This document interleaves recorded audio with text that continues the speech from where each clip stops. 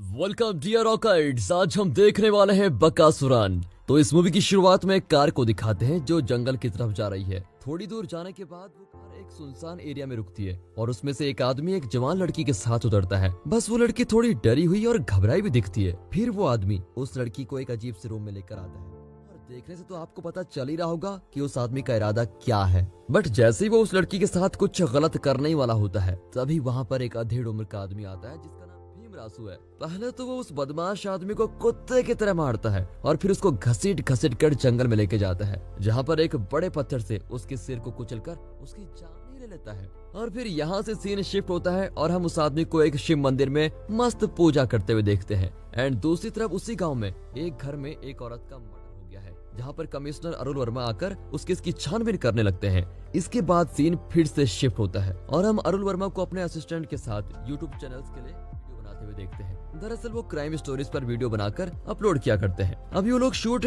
कर ही रहे होते हैं, तभी असिस्टेंट के मोबाइल पर एक कॉल आता है जिसमें बताया जाता है कि अरुल की भतीजी रम्या ने आत्महत्या कर ली है। ये सुनकर वो दोनों तुरंत ही घटना स्थल पर पहुंचते हैं, जहां जाकर वो लोग देखते हैं कि उसकी भतीजी मर चुकी है और पंखे पर फांसी का फंदा लटका हुआ है। मेजर अरुल केस की छानबीन शुरू कर देता है। उसे रम्या के मोबाइल से कुछ ऐसी जानकारियां मिलती हैं जिससे पता चलता है कि वो एक सेक्स रैकेट में फंसी हुई थी और जिन लोगों ने उसे फंसाया वो लोग उसके वीडियोस को वायरल करने की धमकी दे रहे होते हैं और इसी वजह से डिप्रेशन में आकर उसने सुसाइड किया था। यही नहीं, रम्या जैसी और भी बहुत सारी लड़कियां थी जिनको इसी तरह से फंसाया गया था।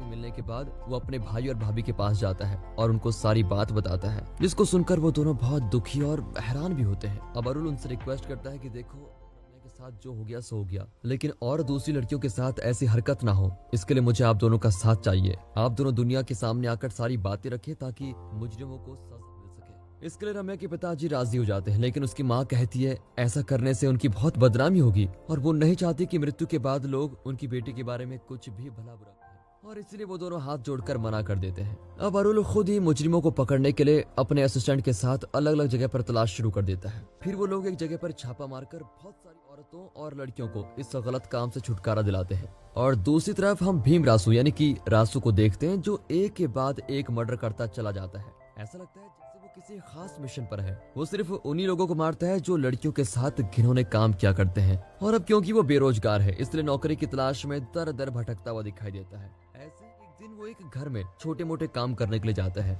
जहाँ पर वो उस घर की लड़की को फोन पर बात करते हुए सुन लेता है और उसके पिता को बता देता है कि तुम्हारी बेटी को कुछ लोग फोन पर धमका रहे थे। फिर सारी बात सुनकर वो आदमी अपनी बेटी को समझाता है और रासू को धन्यवाद करता है कि तुमने मेरी बेटी को बुरे रास्ते में जाने से बचा लिया, इसके लिए बहुत बहुत धन्यवाद, एहसान कभी नहीं चुका सकता। फिर वो रासू से अपने सेठ के यहाँ नौकरी दिलवाने का वादा कर लेता है। इसी बीच अरुल अपने असिस्टेंट के साथ एक फिल्म की शूटिंग में पहुंचते हैं, जहाँ एक डांसर भी यही काम करती है।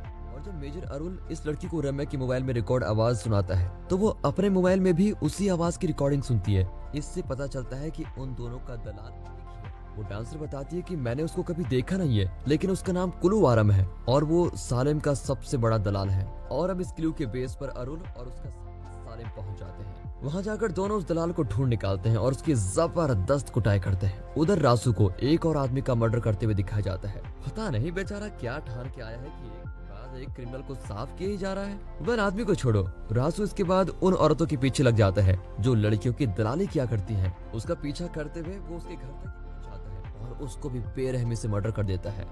इधर अरुल को पुलिस रिकॉर्डिंग से पता चलता है कि रम्या की तरह एक और लड़की ने भी इसी तरह के सेक्सुअल हैरेसमेंट से तंग आकर खुद कर ली है एंड उसका नाम दिव्या है। अब इस केस के डीप तक जाने के लिए अरुल अपने दोस्त के साथ पौंडीचेरी रवाना हो जाता है और उसे लगता है कि इस केस के तार कहीं न कहीं वाले केस से जरूर मिलते हैं। यहाँ दूसरी तरफ राजू ने जिस आदमी की बेटी को बचाया था, उसकी पहचान पर नौकरी के लिए वो रासू को सेठ से मिलाने पौंडीचेरी के लिए निकल पड़ता है, जहाँ पर अरुल, रासू और उस लड़की का बाप तीनों एक ही बस में सवार होते हैं। लेकिन एक दूसरे से अनजान वो अपने अपने काम के ठिकानों पर उतरते हैं। अरुल अपने दोस्त के साथ दिव्या के घर पर पहुंचता है, जहां दिव्या के दादाजी उसको पूरी कहानी बताते हैं कि कैसे दिव्या एक अच्छी होनहार कॉलेज स्टूडेंट होने के बावजूद एक साजिश का शिकार हो गई। वे कहते हैं कि मेरा बेटा रासू अपनी बेटी दिव्या से बहुत प्यार करता था और मेरा परिवार बहुत खुशहाल था। मैं, मेरा बेटा और मेरी पोती, हम तीनों अच्छी जिंदगी जी रहे थे। मेरा बेटा रासू गाँव के महाभारत में अदा करता था और हर जगह घूमकर इसी तरह के नृत्य नाटक का प्रदर्शन किया करता था। दिव्या एक होनहार लड़की थी और उसने 12वीं में अच्छे नंबर भी पाए थे और वो आगे की पढ़ाई के लिए कॉलेज जाना चाहती थी। थी, जबकि उसके पिता उसकी शादी कर देना चाहते थे। लेकिन दिव्या की खुशी के लिए वो उसको पढ़ने के लिए शहर भेजने को तैयार हो गए। एक बार जब वो अपने घर आई तो वो अपने साथ अपने दोस्त कार्तिक को लेकर भी आई। उसने बताया कि वो कार्तिक से बहुत प्यार करती है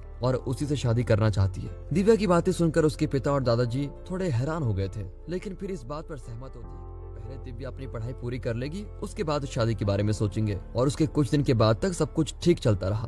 बट एक बार जब दिव्या घर आई तो बहुत ही परेशान दिख रही थी। उसके दादाजी और पिताजी ने जानने की बहुत कोशिश की तो उसने बताया कि कार्तिक के साथ किस करते हुए उसके कॉलेज वार्डन ने उसकी एक MMS वीडियो बना ली है और अब वो उसको ब्लैकमेल करने की कोशिश कर रहा है। और जब उसने ये बात अपने स्कूल के प्रिंसिपल को बताई, जो कि एक लेडी थी, तो उसने दिव्या का साथ देने के बजाय उल्टा वार्डन का सपोर्ट करते हुए दिव्या को गलत काम की तरफ कोशिश की।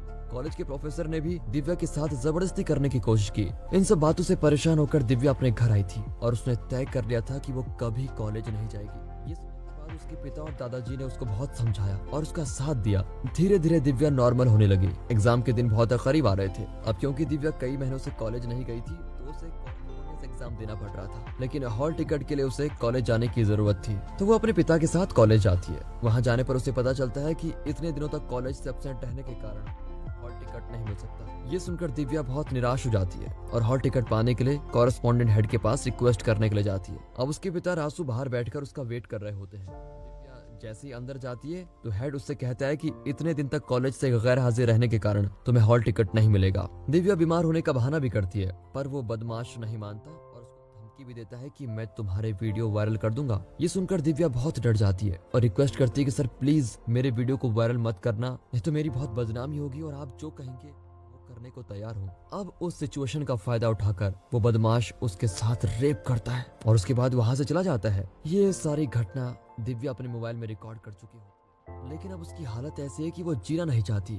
क्योंकि वो बहुत ही डिप्रेशन में आ चुकी है और उसके पास दूसरा कोई चांस नहीं बचा था। इसलिए वो घर आकर खुदकुशी कर लेती है। अब ये सारा किस्सा अरुल और उसका दोस्त पूरी सांस रोके सुन रहे होते हैं। फिर वो पूछते हैं कि दिव्या के मरने के बाद आप लोगों ने पुलिस में कंप्लेंट क्यों नहीं की। तब उसके दादाजी बताते हैं कि हम पुलिस के पास गए, लेकिन हमारे पास कोई सबूत न होने के कारण पुलिस ने कोई कार्रवाई नहीं की, बल्कि उल्टा हमें डरा धमका कर भगा दिया। और कुछ महीने के बाद फिर केस बंद ही हो गया और तब से मेरा दर दर भटक रहा है और मैं अकेला बूढ़ा ही हो गया हूँ। फिर वो अरुल से रिक्वेस्ट करते हैं कि मुझे आप लोगों से बहुत उम्मीद है कि आप मेरी पोती को इंसाफ दिलाएंगे और उसे न्याय देने की कोशिश भी करेंगे, क्योंकि अगर दिव्या को न्याय मिलता है तो उसकी जैसी दूसरी मासूम लड़कियों की भी जान बच सकती है। ये सुनकर अरुल वादा करता है कि देखिए आप टेंशन मत लीजिए, मैं अपनी तरफ से पूरी कोशिश करूंगा कि मैं दिव्या और उसकी जैसी हर दूसरी लड़की को न्याय दिला सकूं। अब अगले सीन में हम देखते हैं कि अरुल और उसका साथी दिव्या के प्रेमी कार्तिक के पास जाते हैं और उससे सच्चाई उगलवाने की कोशिश करते हैं। पहले तो वो बहुत अनाकानी करता है, पर बाद में सारी सच्चाई उगल ही देता है। वो बताता है कि दिव्या ने मरने से पहले उसे वीडियो भेजा था जिसमें वो कॉरेस्पॉन्डेंट है दिव्या के साथ रेप कर रहा था। अब अरुल और उसका दोस्त मिलकर उस वीडियो को वायरल कर देते हैं और हर जगह लोगों से इस मामले में सपोर्ट करने की गुजारिश करते हैं। और ऐसा होता भी है जब सभी लोग उसके सपोर्ट में खड़े होते हैं और न्याय की मांग करते हैं एंड चारों तरफ कॉरेस्पॉन्डेंट की बदनामी होने लगती है और लोग उसकी गिरफ्तारी की मांग करने लगते हैं, तब केस फिर से ओपन हो जाता है। इधर कोर्ट में कार्रवाई होती है और उधर हम रासू को उसी कॉरेस्पॉन्डेंट हेड के यहाँ पर काम करता हुआ देखते हैं।